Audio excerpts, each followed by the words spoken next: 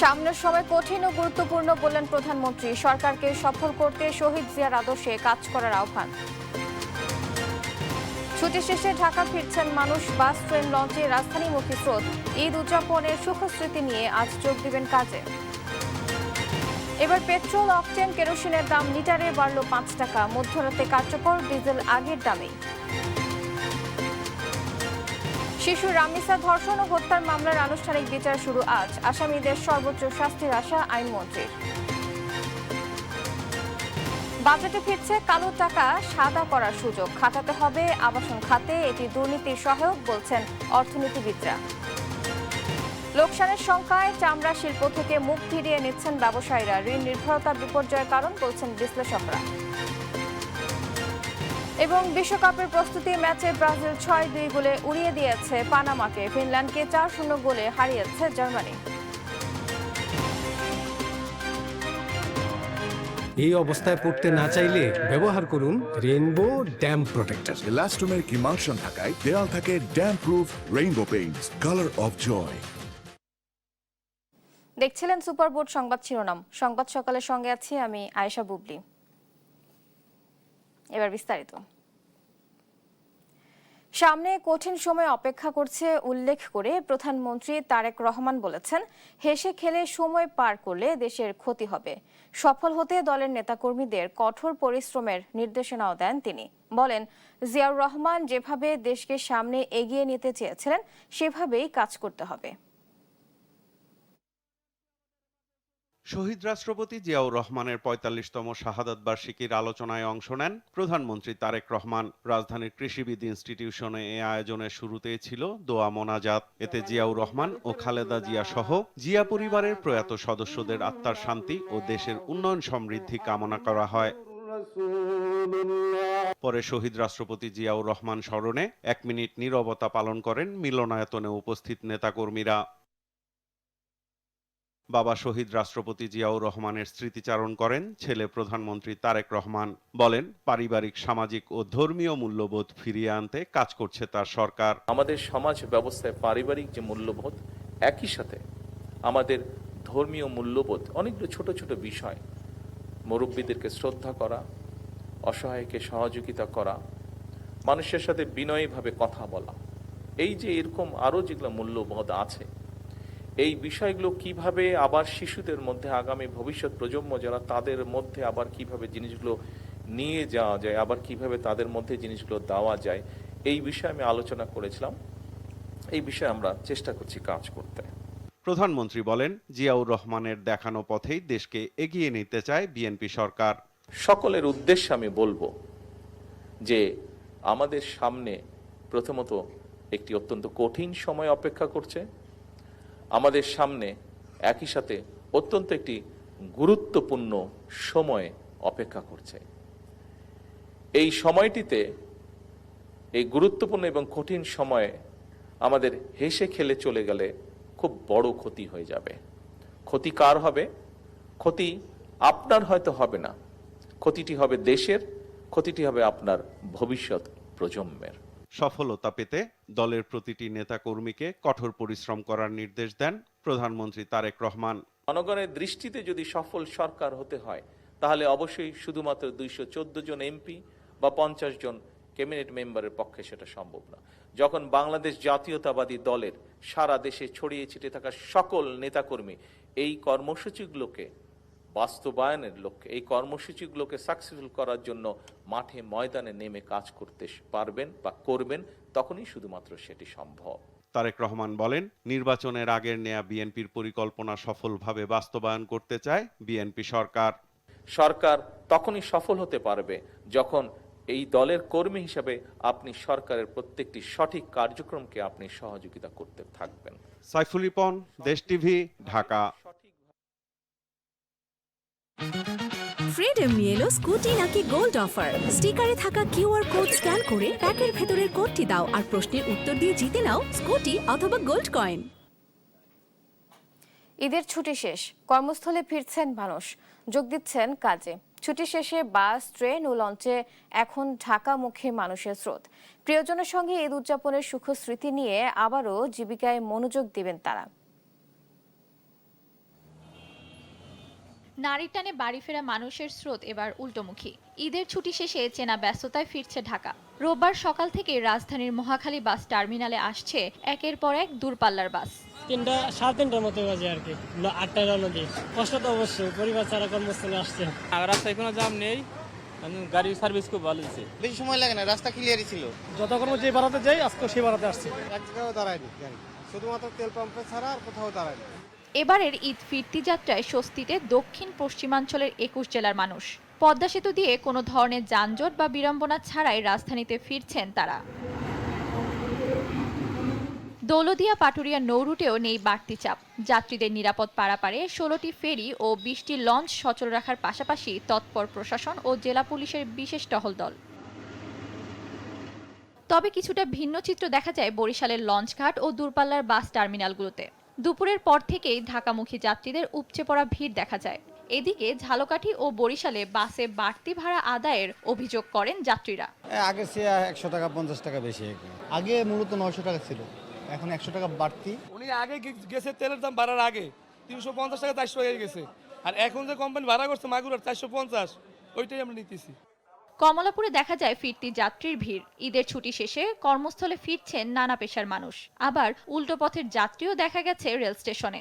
তেজগাঁও স্টেশনে বগি লাইনচ্যুত হয়েছে, এই জন্য আমাদের প্রায় 2 ঘন্টা লেট হয়েছে। একটা দুর্ঘটনা হয়েছে এবং এই দুর্ঘটনার কারণে কিছুটা বিলম্বিত হয়েছে। তানিয়া আক্তার, দেশ টিভি, ঢাকা। আরএফএল ওয়াটার পাম্পের রোটর এখন আরো উন্নত আর বিদ্যুৎ সাশ্রয় হয় 20% পর্যন্ত। ঈদুল আজহার ছুটি শেষে কর্মস্থলে ফিরতে শুরু করেছে মানুষ। ফিরতি যাত্রার খবর জানাতে চাঁদপুর থেকে সরাসরি যুক্ত হচ্ছেন সহকর্মী শরীফ আহমেদ এবং মুন্সিগঞ্জ থেকে যুক্ত হচ্ছেন সহকর্মী সুমিত সরকার সুমন। শুরুতেই যাচ্ছি সুমনের কাছে, শরীফের কাছে। শরীফ, ফিরতি যাত্রার কি পরিস্থিতি দেখছেন জানাবেন। বুবলি, পবিত্র ঈদুল আজহা উদযাপন শেষে আবারও ঢাকায় ফিরতে শুরু করেছে কর্মজীবী মানুষ। আমি সকাল থেকে চাঁদপুর লঞ্চঘাটে রয়েছি, এখানে কিন্তু যাত্রীদের উপচে পড়া ভিড় আমরা লক্ষ্য করেছি। ইতিমধ্যে চাঁদপুর ঘাট থেকে 3টি লঞ্চ ঢাকার উদ্দেশ্যে ছেড়ে গেছে এবং 4টি লঞ্চ কিন্তু ইতিমধ্যে নারায়ণগঞ্জের উদ্দেশ্যে ছেড়ে গেছে। তো যাত্রীরা যাতে স্বস্তিতে ঢাকায় ফিরতে পারে সেজন্য চাঁদপুর লঞ্চঘাটে কিন্তু কাজ করছে বিআইডব্লিউটিএ, নৌ পুলিশ এবং বিভিন্ন পেশাজীবী সংগঠন এবং ফায়ার সার্ভিসের কর্মীদেরকেও আমরা কিন্তু লক্ষ্য করেছি যাতে করে স্বস্তিতে ঢাকায় ফিরতে পারে। তো আমরা এখন কথা বলবো, এখানে স্বেচ্ছাসেবী সংগঠন কাজ করছে। আপনারা যাত্রীদের নিরাপদে ফেরার স্বার্থে কি কি কাজ করছেন? আসলে আমাদের সংগঠন ক্লিন চাঁদপুর, যেখানেই ময়লা সেখানেই আমরা ক্লিন চাঁদপুর, যেখানে সমস্যা সেখানেও আমরা। তো আসলে এই লঞ্চঘাটে প্রচুর মানুষ আসা যাওয়া করে, উঠতে এবং নামতে যেই সমস্যাগুলি হয় আমরা সেটা খেয়াল রাখি যাতে যাত্রীদের কোনো অসুবিধা না হয় আর ঈদটা সুন্দরভাবে যেন কাটুক, সেজন্য আমাদের এই সহযোগিতা। আমরা আগেও ছিলাম, এখন ঈদের বাড়ি থেকে তার কাজে ফেরা, তাদেরকে সহযোগিতা করা। আসলে শুনছিলেন এখানে যারা যাত্রী রয়েছেন প্রত্যেকটি লঞ্চে কিন্তু যাত্রী বোঝাই করে ঢাকার উদ্দেশ্যে ছেড়ে যাচ্ছে। আমি যাত্রীদের সাথে কথা বলেছি, তারা স্বস্তি প্রকাশ করছেন। তারা বলছেন তারা এই নৌপথে নিরাপদে এবং স্বস্তিতে ঢাকায় ফিরতে পারছেন। তো এই ছিল চাঁদপুর লঞ্চঘাট থেকে আমার কাছে সবশেষ। আমরা চলে যাব মুন্সিগঞ্জে, সেখানে রয়েছেন আমাদের সহকর্মী। জানাবেন আপনার সেখানকার সর্বশেষ পরিস্থিতি। শরীফ, ধন্যবাদ আপনাকে। আসলে আপনি যেমনটি বলছেন দক্ষিণাঞ্চলের কিন্তু যেই মানুষগুলি রয়েছে তারা কিন্তু আসলে যেইভাবে ঈদে তাদের বাড়ি গিয়েছেন ঠিক সেইভাবে কিন্তু কোনো ভোগান্তি ছাড়াই কিন্তু তারা কিন্তু লঞ্চে করে কিন্তু তারা ঢাকায় কর্মস্থলে ফিরছেন। আমরা আসলে সকাল থেকে দেখেছি মুন্সিগঞ্জ লঞ্চঘাটে প্রায় সকাল থেকে এখন পর্যন্ত প্রায় 20টি লঞ্চ কিন্তু এই নৌ রুটে এই লঞ্চ ঘাটে কিন্তু এসে ভিড়েছেন। যাত্রীরা কিন্তু বলছেন যে আসলে এই বছর কোনো ভোগান্তি এবং ভাড়া বৃদ্ধির কোনো অভিযোগ কিন্তু তারা আসলে করেনি। তারা বলছেন যে এই বছর কিন্তু সুশৃঙ্খলভাবে কিন্তু তারা যেইভাবে বাড়িতে ফিরছেন এবং তারা কিন্তু এক সপ্তাহ ছুটি কাটিয়ে কিন্তু তারা কিন্তু আজ যেহেতু সোমবার কর্মস্থল শুরু হয়েছে, তারা কিন্তু আসলে ভোরবেলা থেকে কিন্তু তারা লঞ্চে করে কিন্তু আসলে ঢাকা সহ বিভিন্ন জেলায় কিন্তু তারা ফিরছেন বলে আমরা আসলে এখানে এসে দেখেছি। এই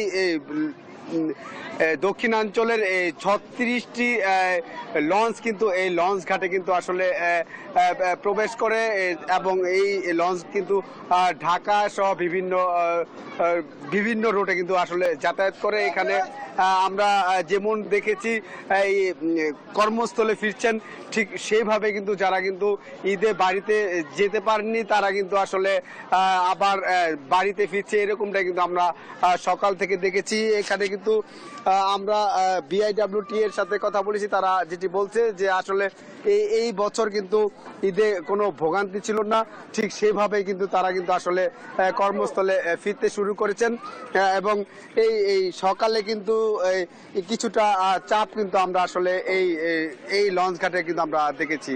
তো এই ছিল ঢাকায় কর্মস্থলে ফেরা মানুষের সবশেষ খবর। সুমন এবং শরীফ, আপনাদের ধন্যবাদ। দর্শক, ফিতরি যাত্রার খবর জানাচ্ছিলেন আমাদের সহকর্মীরা। ঈদ উদযাপন শেষে ফিরতি যাত্রার খবর জানাতে সিরাজগঞ্জের উল্লাপাড়া থেকে সরাসরি যুক্ত হচ্ছেন সহকর্মী মইনুল হোসেন। মইনুল, ফিরতি যাত্রায় কি পরিস্থিতি দেখছেন জানাবেন। বুবলি, আপনি যেমনটি বলছিলেন, পরিবার পরিজনদের সাথে ঈদের আনন্দ শেষে আবারও কিন্তু কর্মস্থলে ফিরতে শুরু করেছে কর্মজীবী মানুষ। আমি এই মুহূর্তে অবস্থান করছি সিরাজগঞ্জের হাটিকুমরুল ইন্টারচেঞ্জ এলাকায়। আমি একটু দেখাই আসলে পরিবারের সাথে ঈদ শেষে কর্মজীবী মানুষজন যে আবারও কর্মস্থলে ফিরছে তার চিত্র একটু দেখানোর চেষ্টা করি। আমরা সকাল থেকেই লক্ষ্য করেছি এই হাটিকুমরুল ইন্টারচেঞ্জ এলাকার যে ঢাকা বগুড়া মহাসড়কটির লেন রয়েছে, সেই লেনে কিন্তু অসংখ্য যাত্রী তারা কিন্তু এখানে চাপ সৃষ্টি করছে এবং যাত্রীর চাপ যেমন বাড়ছে সেই সাথে কিন্তু যানবাহনের বাড়তি চাপও বৃদ্ধি পেয়েছে। তবে আমরা যাত্রী যারা রয়েছেন তাদের সাথে কথা বলেছি, তারা যেমনটি বলছেন যে আসলে অন্য দিনের তুলনায় কিন্তু এখন অতিরিক্ত ভাড়া নেওয়া হচ্ছে। আগে যেখানে ভাড়া ছিল 400 টাকা, এখন কিন্তু নেওয়া হচ্ছে 800 টাকা এবং আগে যেখানে ছিল 500 টাকা এখন নেওয়া হচ্ছে 1000 টাকা। যাত্রীদের এই অভিযোগ কিন্তু প্রতিনিয়তই আমরা দেখি। তবে এখন পর্যন্ত কিন্তু এর কোনো সমাধান দেয়নি পরিবহন সংশ্লিষ্টরা। তবে পরিবহন কর্তৃপক্ষ যারা রয়েছেন, পরিবহন সংশ্লিষ্ট যারা রয়েছেন, তারা বলছেন যে আসলে অতিরিক্ত ভাড়া নেওয়া হচ্ছে না, নির্ধারিত ভাড়াই যাত্রীদেরকে তাদের গন্তব্যে পৌঁছানো হচ্ছে। আমি আরেকটা বিষয় তথ্য যদি আপনাদেরকে একটু জানিয়ে রাখি, এই হাটিকুমরুল ইন্টারচেঞ্জ এলাকা দিয়ে কিন্তু উত্তর এবং দক্ষিণবঙ্গের 22 জেলার যানবাহন চলাচল করে থাকে এবং এসব জেলার বিভিন্ন জেলা থেকে রাজধানী ঢাকা ও অন্যান্য কর্মস্থলের উদ্দেশ্যে যাত্রা শুরু করেছেন কর্মজীবী মানুষ। সকাল থেকে দেখেছি যে আসলে ইন্টারচেঞ্জ এলাকায় কিন্তু যানবাহনের চাপ কিন্তু বৃদ্ধি পেয়েছে। তবে আমরা আরো জেনেছি যে আসলে বেলা বাড়ার সাথে সাথে কিন্তু এ চাপ আরো বৃদ্ধি পাবে এবং গতকাল থেকে যাত্রীর চাপ কিন্তু আরো বাড়বে মর্মে আমরা জেনেছি। তো আমি যদি আরেকটা বিষয় একটু জানিয়ে রাখি, এই উত্তরবঙ্গের যে প্রবেশদ্বার রয়েছে এখান দিয়ে কিন্তু প্রতিনিয়তই যানবাহনের চাপ যেমন বাড়ে তেমন কিন্তু যাত্রীর চাপটাও বাড়ে। তো সিরাজগঞ্জের হাটিকুমরুল ইন্টারচেঞ্জ থেকে এই ছিল আমার কাছে সর্বশেষ তথ্য। মইনুল, আপনাকে ধন্যবাদ। দর্শক, ফিরতি যাত্রার খবর জানাচ্ছিলেন আমাদের সহকর্মী মইনুল। দর্শক, ঈদের ছুটির পর শুরু হলো অফিস, ব্যাংক সহ অন্যান্য প্রতিষ্ঠান। এই নিয়ে আরো জানাতে যুক্ত হচ্ছেন আমাদের সহকর্মী আলফি রায়হান। আলফি, প্রথম কর্মদিবস কেমন দেখছেন জানাবেন। বুবলি, আমি এই মুহূর্তে রয়েছি সোনালী ব্যাংকে, যেখানে আসলে দীর্ঘ ঈদের ছুটির পরে আজকে কিন্তু তাদের কর্মদিবস শুরু হয়েছে। তো সেই জিনিসটি কিন্তু আমরা এখানে দেখতে পেয়েছি যে সকাল 9টা থেকেই তাদের অফিস খুলেছে এবং আস্তে আস্তে কিন্তু এখানে যারা কর্মকর্তা রয়েছে তারা কিন্তু আসতে শুরু করেছে। এছাড়া আমি যদি আপনাকে একটু দেখাই যে আমার পাশেই এখানে কিন্তু বেশ কয়েকজনকে দেখেছি আমরা যে তারা তাদের যেই কার্যক্রম, টাকা তোলা, কেউ হচ্ছে টাকা জমা দেওয়া বা অন্যান্য যে কার্যক্রম রয়েছে তারা কিন্তু সেই কাজ করার জন্য তারা এখানে এসেছেন এবং এসে বসে আছেন। কারণ ব্যাংকের কার্যক্রম কিন্তু শুরু হয় 10টা থেকে। এখন 10টার আগে, অর্থাৎ ব্যাংকের কার্যক্রম শুরু হওয়ার আগ মুহূর্তে যে কার্যক্রমগুলো থাকে, প্রস্তুতিগুলো থাকে, সেগুলো কিন্তু তারা সারার জন্য এসেছে। আমি এখানে একজন ব্যাংকের কর্মকর্তা রয়েছে, আমি যদি তার সাথে একটু কথা বলি। আসলে এই ব্যাংক এতদিন পরে, দীর্ঘ ছুটির পরে ব্যাংক খোলার পরে আসলে এখন আপনাদের কার্যক্রমে কি একটু আগের থেকে যানজটটা কম থাকবে না কি মনে হচ্ছে আপনাদের? এখন আগের থেকে তো যানজট কম থাকবে, যেহেতু আমাদের ঈদ উপলক্ষে দেশে সমস্ত কর্মকর্তা কর্মচারী দেশে চলে গেছে এবং আমাদের ঈদের ছুটি শেষ। এখন আজকে আমাদের অফিস আদালত সবকিছু খোলা আছে। এখন সবাই গতকালকে ইনশাল্লাহ আস্তে আস্তে আস্তে আস্তে সবাই কর্মমুখী ঢাকা আসতেছে এবং আজকে আমাদের ব্যাংক খোলা, আমাদের কার্যক্রম সকাল 10টা থেকে বিকাল 5টা পর্যন্ত চলবে।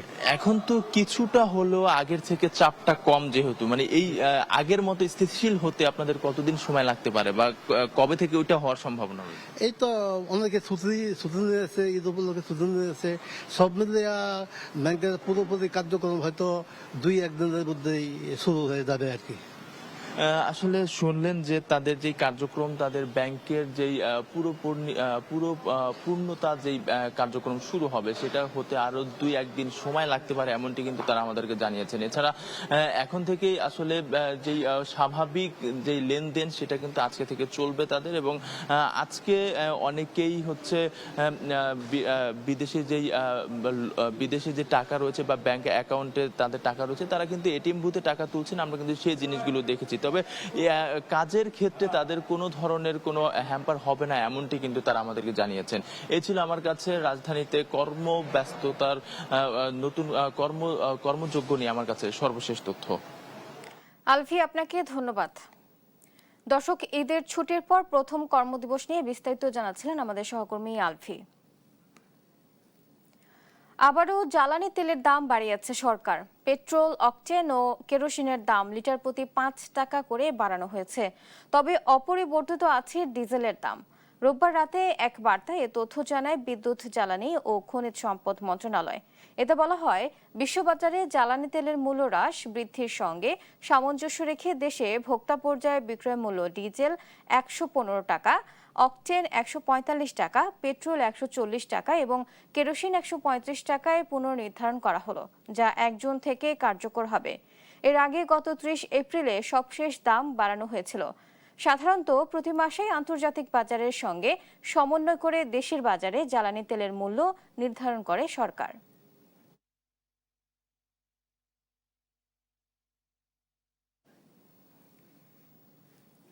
মিরপুরে শিশু রামিসা ধর্ষণ ও হত্যা মামলার বিচার কাজ শুরু হচ্ছে আজ। সরকার আসামিদের সর্বোচ্চ শাস্তি আশা করছে বলে জানিয়েছেন আইনমন্ত্রী মোহাম্মদ আসাদুজ্জামান। রোববার সকালে ঝিনাইদহের শৈলকুপা উপজেলা পরিষদ মিলনায়তনে জেলা পরিষদের চেক বিতরণ অনুষ্ঠানে এ কথা বলেন তিনি। মানবাধিকার কমিশন ও গুম কমিশন আইন নিয়ে সুপারিশ এসেছে জানিয়ে যাচাই বাছাই চলছে বলেও জানান আইনমন্ত্রী।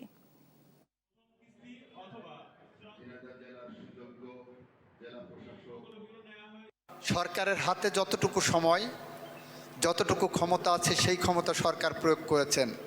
আমরা প্রার্থনা করব সর্বোচ্চ সাজা, বাকিটা আদালত যেটা ন্যায় বিচারের স্বার্থে মনে করবেন সেটাই করবেন।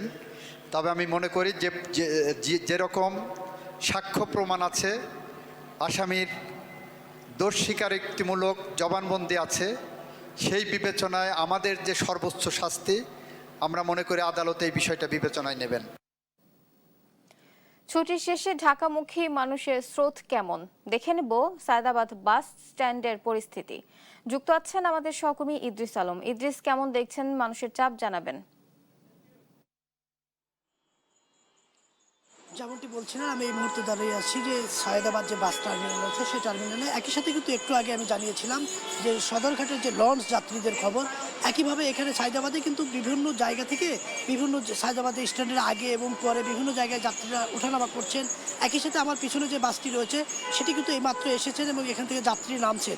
আমি একই সাথে জানিয়ে রাখি যে সায়দাবাদ বাস টার্মিনালে সব যাত্রী যে টার্মিনালে নামে বিষয়টি এমন নয়। অনেকেই তার বিভিন্ন জায়গায় গন্তব্যের আগেই নেমে যান এবং অনেকে ওভারব্রিজে রয়েছে, ওভারব্রিজের উপর দিয়ে নেমে যাচ্ছেন এবং কিছু বাস নিচ দিয়ে যেগুলো আসছেন সেগুলো কিন্তু এই নিচেই নামছেন। আমরা একটু আগে যেটা দেখালাম যে দেখানোর চেষ্টা করেছি যে 2টি বাস এসে তারা যেগুলো যাত্রী নামছেন একই সাথে যদি আমি বলে রাখি আসলে 7 দিনের ছুটি শেষে কিন্তু মানুষ ঢাকা ফেরা শুরু করেছে। এরই মধ্যে আজকে থেকে অনেকে অফিস শুরু করবেন, এজন্য অনেকেই খুব সকাল নাগাদ নেমেছেন এবং নামছেন। আমরা যতটুকু জানলাম এবং কথা বলেছি অনেকের সঙ্গে, তারা বলছেন যে ছুটি শেষ হওয়ার কারণেই তারা দ্রুত চলে আসছেন, রাত্রে রওনা দিয়ে এখন সকালে নামছে। আমি যদি জানাই যে সাইদাবাদ টার্মিনালে যতগুলো গাড়ি আসছে বেশিরভাগ নিচ দিয়ে এবং উপর দিয়ে যাচ্ছে। উপর দিয়ে যেগুলো গাড়ি যাচ্ছে সেগুলো ঠিক টার্মিনালের নামার পথেই যে ফুটওভার ব্রিজ রয়েছে সেখানে নামছেন তারা। একই সাথে আর যেগুলো বাস নিচ দিয়ে আসছেন, নিচ দিয়ে বাস আসার সংখ্যা খুবই কম। যেগুলো নিচ দিয়ে আসছেন সেগুলো থেকে যাত্রী নামছেন এই টার্মিনালে এবং রাস্তায়, টার্মিনাল আগে এবং পরে। আমরা কথা বলেছি, আমরা আইন শৃঙ্খলা রক্ষাকারী বাহিনীর সাথেও একটু কথা বলি, তারা নির্বিঘ্নে যাত্রা করার জন্য যে তারা আপ্রাণ চেষ্টা করছে। আমরা একটু এবারে ঈদ যাত্রায় নির্বিঘ্ন করার জন্য আপনারা আপ্রাণ চেষ্টা করেছেন, কতটুকু? আমাদের ট্রাফিক ব্যবস্থাপনায় পর্যাপ্ত পরিমাণ ফোর্স আছে। প্রয়োজনীয় যে জায়গা প্রয়োজন পর্যাপ্ত সময় ফোর্স সেই জায়গাতে মোতায়েন করা আছে এবং আমরা সবাই আন্তর্জাতিক চেষ্টা করতেছি ঈদ যাত্রারা যাতে করে কোথাও যানজট তৈরি না হয়, মানুষ নির্বিঘ্নে আবারও রাজধানীতে চলে আসতে পারে।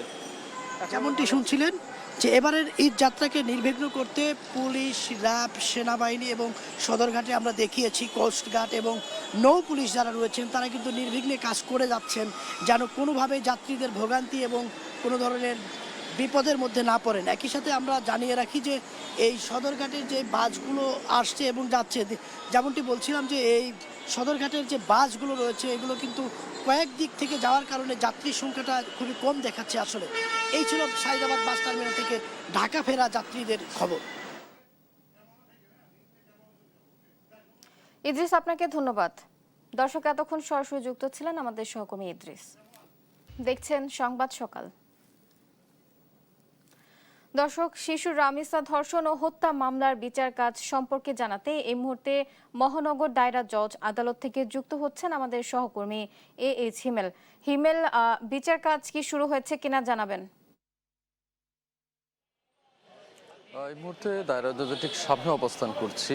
আপনি জানেন যে আলোচিত ঘটনা রামিসা হত্যাকাণ্ডের আজ কিন্তু শুনানি হতে চলেছে, যেটি বলা হয়েছে যে পুলিশ যে অভিযোগপত্র জমা দিয়েছে, অর্থাৎ চার্জশিট যেটি জমা দিয়েছে সেটির ভিত্তিতে কিন্তু আজ আনুষ্ঠানিকভাবে কিন্তু শুনানি শুরু হবে। ইতিমধ্যে কিন্তু আসামিকে হাজতখানায় রাখা হয়েছে, তবে এখন পর্যন্ত কিন্তু এজলাসে আসামিকে তোলা হয়নি। আপনি জানেন যে প্রধান আসামি সোহেল রানা এবং সেই সাথে তার স্ত্রী কিন্তু অভিযুক্ত রয়েছে এবং তাদেরকে এখনও হাজতখানায় রাখা হয়েছে। 10:30 নাগাদ এজলাসে তোলা হতে পারে, তেমনটা কিন্তু আমরা জানতে পেরেছি।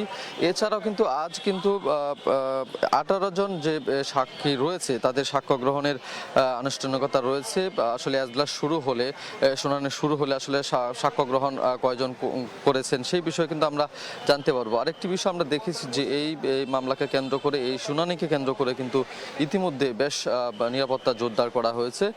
আদালত প্রাঙ্গণে কিন্তু আমরা বেশ কড়া নিরাপত্তা দেখতে পাচ্ছি এবং সেই সাথে যেটি জানানো হয়েছে যে পুলিশ সিআইডি তদন্তে যে প্রমাণগুলো উঠে এসেছে এবং সেই সাথে যে অভিযুক্ত রয়েছে সোহেল রানা, তার যে জবানবন্দি রয়েছে সেই জবানবন্দির প্রেক্ষিতে কিন্তু আসলে যেটি সরকার কর্তৃক বলা হয়েছিল যে খুব দ্রুত সময়ের মধ্যে আসলে এই বিচার কাজ সম্পূর্ণ করা হবে, সেই বিষয়টি কিন্তু আস্তে আস্তে এগোচ্ছে বলা যায় এবং আজ কিন্তু আনুষ্ঠানিকভাবে প্রথম শুনানি হতে চলেছে। এবং এই আপনি জানেন যে গতকাল কিন্তু আসলে আইনমন্ত্রী কিন্তু বলেছেন যে যথেষ্ট প্রমাণ রয়েছে, জবানবন্দি রয়েছে, রাষ্ট্রীয় যে কাজগুলো আছে, আইনজীবীদের যে কাজগুলো আছে এবং পুলিশ তদন্ত এবং সিআইডি তদন্তের যে রিপোর্টগুলো আছে সেগুলো ইতিমধ্যে জমা দেওয়া হয়েছে এবং এখন কিন্তু এটি আদালতের উপর নির্ভর করছে এবং বিচারিক প্রক্রিয়া আসলে কিভাবে সম্পূর্ণ হবে, শুনানিতে আসলে যেহেতু আজ প্রথম আনুষ্ঠানিকতা শুরু হয়েছে এবং সেটি ধাপে ধাপে আসলে কিভাবে সম্পূর্ণ হবে সেটি কিন্তু আজ প্রথমবারের মতোই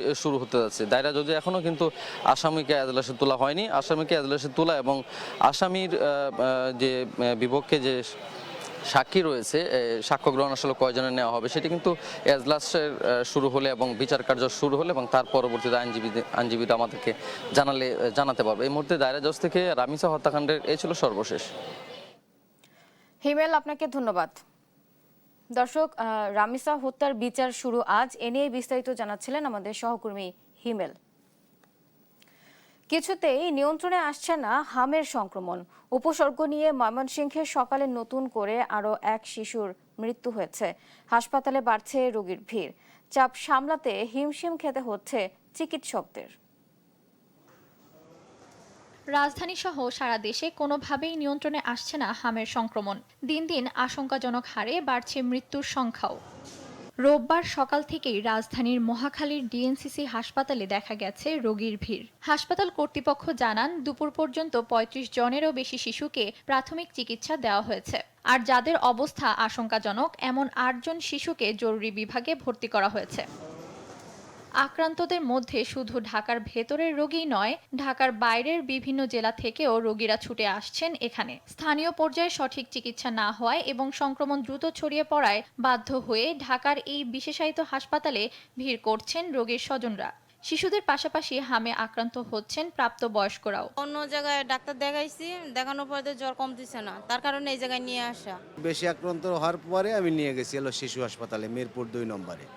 তা ২ নম্বরে নেওয়ার পরে ওইখানে ডাক্তার প্রথমেই হেরা বলছে যে এটা হামের রোগী।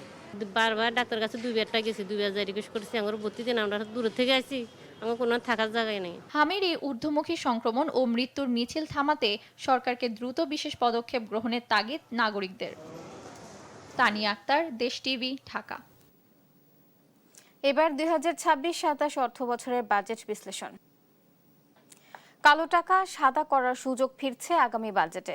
আবাসন খাতে শর্ত সাপেক্ষে এই কালো টাকা বৈধ করার সুযোগ রাখার পরিকল্পনা করছে সরকার। তবে এক্ষেত্রে ক্রেতা ও বিক্রেতা উভয় পক্ষকে আয়কর রিটার্নের বিবরণে সম্পদের প্রকৃত মূল্য দেখাতে হবে। অর্থনীতিবিদদের মতে কালো টাকা সাদা করার সুযোগ দুর্নীতির সহায়ক এবং নিয়মিত করদাতাদের জন্য এটি বৈষম্যমূলক। এতে সৎ করদাতারা নিরুৎসাহিত হন। দুর্নীতির সংস্কৃতি আরও প্রাতিষ্ঠানিক রূপ পায় বলে মত বিশ্লেষকদের। আরাফাত ইসলামের রিপোর্ট। আগামী অর্থবছরের বাজেটকে সামনে রেখে সরকার একদিকে যেমন বিনিয়োগ ও অর্থনীতিতে গতি ফেরানোর চেষ্টা করছে, অন্যদিকে রাজস্ব সংকট, উচ্চ মূল্যস্ফীতি, ঋণের চাপ ও দুর্বল আর্থিক খাতের সঙ্গে লড়াই করতে হচ্ছে। এমন বাস্তবতায় আবারও অপ্রদর্শিত আয় বা কালো টাকা বৈধ করার সুযোগ রাখতে চাইছে সরকার, যা ব্যবহৃত হবে আবাসন খাতের বিনিয়োগে। মূলত আবাসন খাতের ব্যবসায়ীরা দীর্ঘদিন ধরেই এই সুবিধা পুনর্বহালের দাবি জানিয়ে আসছেন। তাদের যুক্তি, কালো টাকা বিনিয়োগের সুযোগ দিলে আবাসন খাতে স্থবিরতা কাটবে, সংশ্লিষ্ট শতাধিক শিল্পে আসবে নতুন গতিও। দেশ স্বাধীনের পর থেকেই সব সরকারি বিনিয়োগ বাড়ানোর লক্ষ্যে কালো টাকা সাদা করার সুযোগ দিয়েছে। এনবিআরের হিসাব অনুযায়ী দেশে এ পর্যন্ত সর্বমোট প্রায় ৪৭,০০০ কোটি টাকারও বেশি কালো টাকা সাদা হয়েছে। এর মধ্যে বিগত আওয়ামী লীগ সরকারের আমলে ২০২০-২১ অর্থবছরে দেশের ইতিহাসে এক বছরের সর্বোচ্চ ১১,৮৩৯ জন ব্যক্তি প্রায় ২০,৫০০ কোটি টাকা কালো টাকা সাদা করেছিলেন। অন্যদিকে 111-এর সময় ২০০৭ থেকে ৯ সাল পর্যন্ত পরপর ২ অর্থবছরে ৯,৬৮৩ কোটি টাকা সাদা করা হয়েছিল।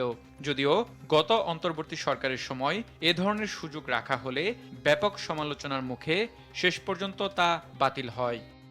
শুধু গত বছরই সেটা বাতিল। অর্থনীতিবিদ ডক্টর জাহিদ হোসেনের মতে, নানা সময়ে বাজেটে কালো টাকা সাদা করার সুযোগ খুব বেশি সুফল দেয়নি।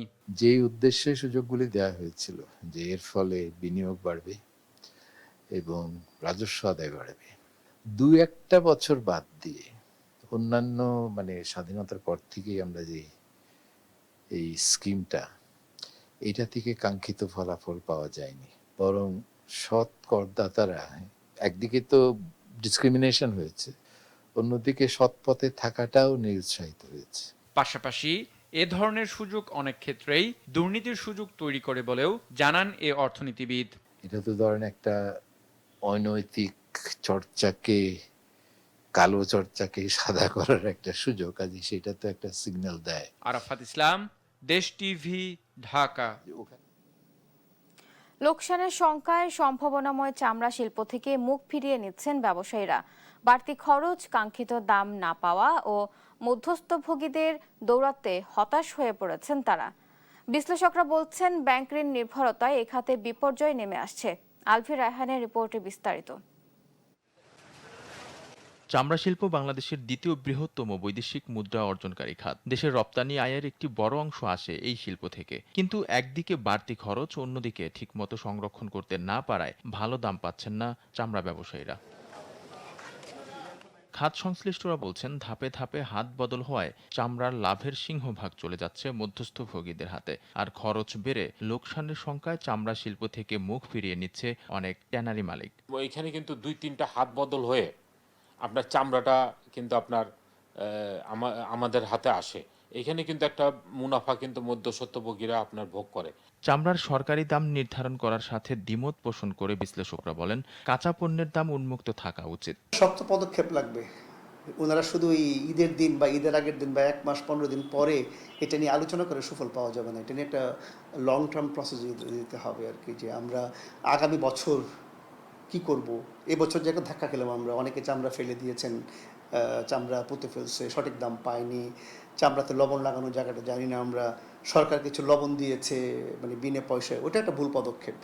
কারণ আপনাকে আমি শুধু লবণ দিলে হবে না, সেটা কিভাবে অ্যাপ্লাই করতে হবে সেই টেকনিকটাও কিন্তু জনগণকে বোঝাতে হবে। দেশের গুরুত্বপূর্ণ এই রপ্তানি খাত টিকিয়ে রাখতে প্রণোদনা সহ সরকারকে সুনিশ্চিত পদক্ষেপ নেয়ার তাগিদ দিয়েছেন এই বিশ্লেষক। এটা একটা লং টার্ম কি বলবো, ব্যাংক ঋণ ভিত্তিক প্রোডাকশনের কুফল। আলভি রায়হান, দেশ টিভি, ঢাকা। এবার অন্য প্রসঙ্গ। বাংলাদেশ ভারত 30 বছর মেয়াদী গঙ্গা পানি বন্টন চুক্তির মেয়াদ শেষ হচ্ছে এ বছরের ডিসেম্বরে। তবে মে মাসে পানি বন্টনের মাধ্যমে শেষ হলো এর কার্যকারিতা। 30 বছর মেয়াদী চুক্তিটি ছিল কয়েক দশকের আলোচনার চূড়ান্ত পরিণতি। মেয়াদ শেষ হওয়ায় আবারও দুদেশের আলোচনায় গঙ্গার পানি বন্টন চুক্তিটি। মুক্তা মাহমুদের ধারাবাহিক রিপোর্টের আজ থাকছে প্রথম পর্ব।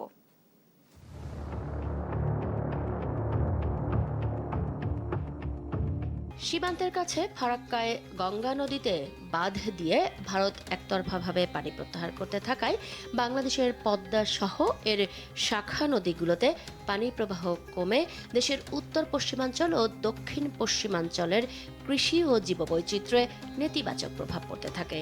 এমন ইস্যুতে প্রতিবেশী ভারতের সঙ্গে বাংলাদেশের সম্পর্কে তিক্ততাও তৈরি হয়। 1972 সালের 19 মার্চ বাংলাদেশ ভারত মৈত্রী সহযোগিতা ও শান্তি চুক্তি স্বাক্ষরিত হয়। এই চুক্তি মোতাবেক পানি সম্পদ বন্টন, সেচ, বন্যা ও ঘূর্ণিঝড় নিয়ন্ত্রণের মতো বিষয়গুলির জন্য একটি যৌথ নদী কমিশন গঠন করা হয়।